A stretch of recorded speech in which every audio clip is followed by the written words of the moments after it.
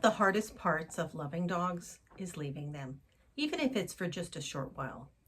And some dogs are much more affected by being alone than others. So what do you do? In this video, I'm going to share some easy tips that anyone can do to help their dog be a little more comfortable when they're home alone. The most important thing is you want to build the comfort little by little. You don't want to rescue a new dog who's got separation anxiety and then go to work for 12 hours and leave them alone cold turkey without any easing into it.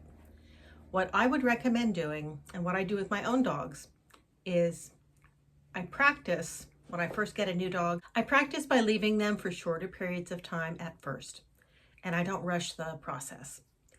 If you have other family members in the house that are home, this makes it a lot easier. But what do you do if you're alone and you have to work? What I would recommend in that case is I would either get somebody to come in and spend time with the dog and pay them like a pet sitter or a dog walker, or take them to a doggy daycare or a boarding thing during the day. But let's say that you can do this at home by yourself. So what you do is when you go to leave for 10 or 15 minutes at a time to start, to see how the dog does. You need to know if the dog's going to be destructive if left alone, if it's going to bark or howl or cry nonstop. And this is especially true with puppies and new rescues. They can be unpredictable. They can seem perfectly fine and normal when you're home with them, or they can be kind of scared and in the corner and quiet.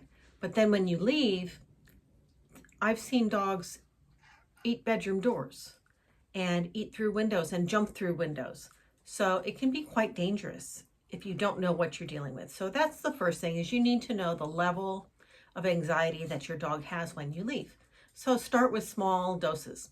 And at first, you can do something as easy as just walk out the door. Don't make a big fuss when you leave. When you leave and when you come home, act like normal, like it's a normal, be very nonchalant and indifferent. Don't fuss over your dogs. That's the worst thing you can do, because that makes them more anxious when you leave. So the first thing you want to do is walk out the door and maybe be around the corner, or just far enough that they think you've left, but you haven't really left, so that you can hear if they start howling or crying or barking. And then as soon as it gets quiet, you can come back in. It can be a minute. It can be 2 minutes. It can be 5 minutes. It can be 10 minutes. And slowly stretch that period of time longer and longer. That's the ideal situation. There are a couple other things that you can do before you leave that will help make it easier for your dog. One of them is, if you have a brand new dog and you don't know how they're going to react, you need to protect them and you need to protect your home. So I highly recommend crate training all dogs. The reason I recommend that is because if your dog is ever sick, the crate's going to come in handy. If you ever have to leave and the dog is a couch eater, your couch will be safe and the dog will be safe. You don't want the dog eating up your pillows and your shoes and all these other things that they can't digest. That is a bowel blockage waiting to happen, or a very, very sick dog, potentially a dead dog. So you don't want to leave that to chance. And you might think, oh, I'm afraid of everything. No, but I've done a lot of pet sitting and a lot of pet care, and I've seen a lot of vet bills. So, and I've seen doors that have been chewed through. I've gone to people's houses that have had plywood on their windows because the dog jumped through the kitchen window. I've been in homes where there's a hole this big where the dog chewed through those hollow core doors that are so common in houses. They chewed through it until they could get to the other side. And the hole was big enough for the dog to get through a bedroom that they were locked up in. So no, I'm not afraid of everything, but I've seen a lot. So I know what you do need to protect for. And even those rope toys, you don't want them chewing on the rope toys because those are not digestible. Those are bowel blockages waiting to happen. And so are your pillows and your shoes and your underwear and your socks and all the other things that smell like you that the dog will start chewing on if they're really anxious. So Number one, start small. Number two, you can leave things that are mentally stimulating to them to occupy their time. Puzzles are great for that. Another thing is like Kong toys that are stuffed with treats and frozen, or stuffed with peanut butter and frozen. You know, you freeze it overnight, it's good and hard, and it'll take them hours to lick all the treats out.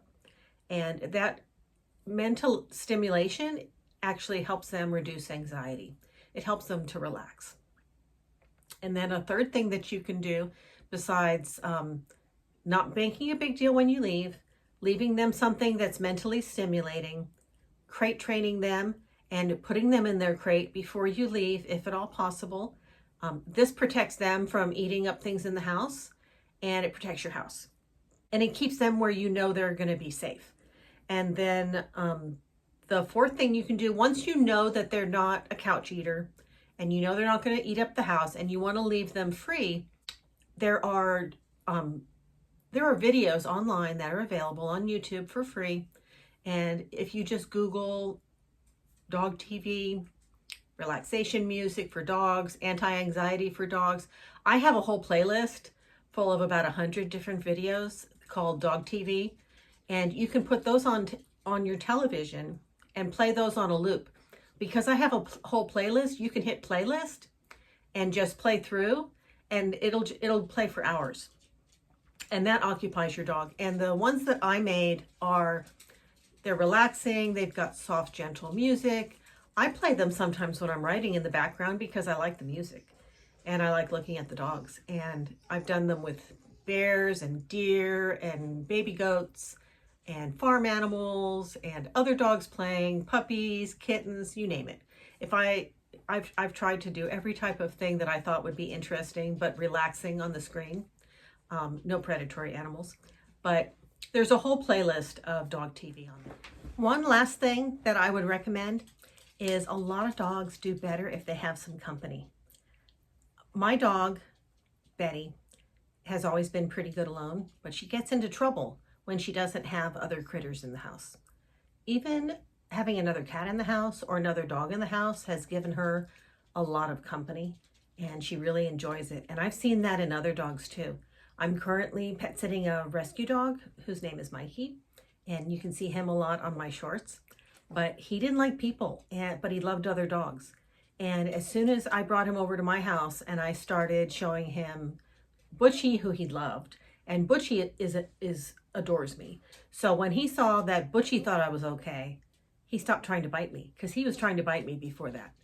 And so having another dog in the house, a lot of times if you have your dogs in pairs, they're much happier and they're much more relaxed. So that's my final tip. That's the bonus tip, is single dogs have a harder time, and they're pack animals. So if you can't be home but you leave them with another animal, they're usually happier. And my dogs are even happier with the cats. They like having other living creatures in the house. They don't really like being alone. And those are my tips for helping your dog not have anxiety. If your dog still has anxiety and you've tried all of those tips, you may need a pet sitter.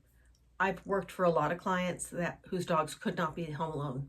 And some dogs come to you with a lot of trauma and a lot of anxiety, and it's going to take a while.